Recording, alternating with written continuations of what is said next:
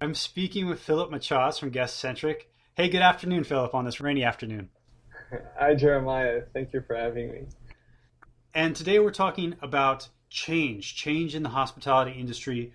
Where is it coming from? Where is it going? And what should hotels expect in a different economy? First of all, Philip, you have been doing this for a long time. In your opinion, why are hotels hesitant to make changes? I think this is a great question. So I've been doing this for around 10 years. Okay, so I started this industry. I'm actually a software engineer, and I started in this industry because I lived in hotels all my life. And 10 years ago, precisely, my father was building a new hotel, and he asked me help to set up all the IT and all the software infrastructure. And I kind of started to look at the problem, and I immediately spotted that there was a huge gap between the what the consumer was looking for, what the client was looking for, and what the hotels that were using at that time. Okay, and I think that kind of was when I became really interested in the travel tech side of the industry, and I actually created GuestCentric. So initially, my father was super concerned on trying to get advantage of the internet to get more direct bookings, not only because of the ROI and to get basically more from the customer, because percent of the OTA commissions are extremely high, but also to control the communication with the client, with the guests. Okay, so it could serve better the guest, and I think that's kind of like the objective of an hotelier. I see. So ROI was not your father's biggest motivation. It was in making a better communication, making a better connection with guests. And how have you done that in Guest Centric? So we've seen that there was a huge gap between what the OTAs were offering and what hotels were offering. So we actually created a software solution so we could help the hotels to reduce the gap and level the playing field and trying to take advantage of the internet to get more direct bookings. Can So you we can you give me some specific examples?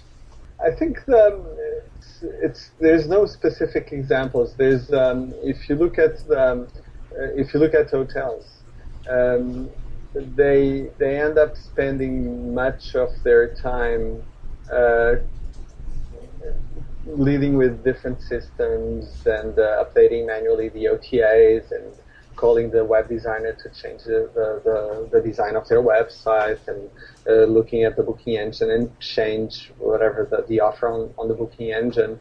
And what we've tried to do was an all-in-one solution where you could have the advantage of having everything on the same platform, and at the same time, because e-commerce and the internet, it's made, the decisions or the e-commerce decisions should be made by statistics.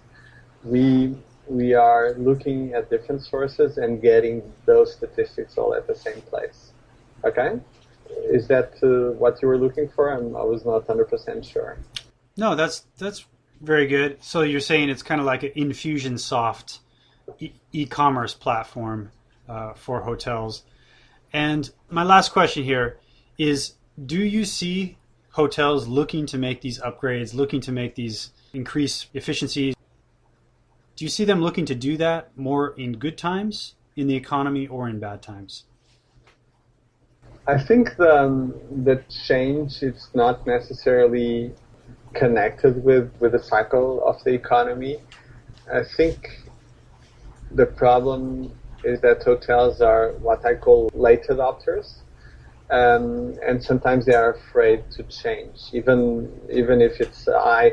And the problem if it's I, right? If the economy it's up and the ADR is up and the occupation is high, they don't have time to deal with change, right? Because they are super overwhelmed with the operation. If it's low, they don't have budget to invest, so it's kind of like very difficult. And I think there's no rule, so it's case by case. But I think the big problem here is that hotels are late adopters, and because they don't control they don't understand the technology. Sometimes they need to rely on others. And if you look at the technology, everything changed so fast that nowadays the way we build software is totally different from, I don't know, 5 years ago. So I don't know, for example, sometimes I'm talking with a customer and they have, I don't know, 5 years ago they have an horrible experience and they took 1 year to develop the website. And when I come in and say, okay, I'll put you a new website in your hotel in 2 weeks, they're like, oh, it's impossible because like 5 years ago it took me 1 year. So that's kind of like I'm kind of fighting a little bit with problems that hotels had in the past because technology was not so sophisticated as it is right now. Well, you landed on Skiff's 250 most influential companies for 2016. Your father, he must have felt like you really were helping him out. How does it feel after all these years? It was great. We were not expecting at all because you never prepare for this, and I think we have been steadily growing and getting better and better customers, and I think more and more customers are approaching us to use our solutions, and we are super excited. And we are looking at 2017 as a year of change in our operation. We are really focused on very innovative techniques to get more creative on this, trying to solve this problem. We are also looking at data because we see so much, right? We want to bring more information into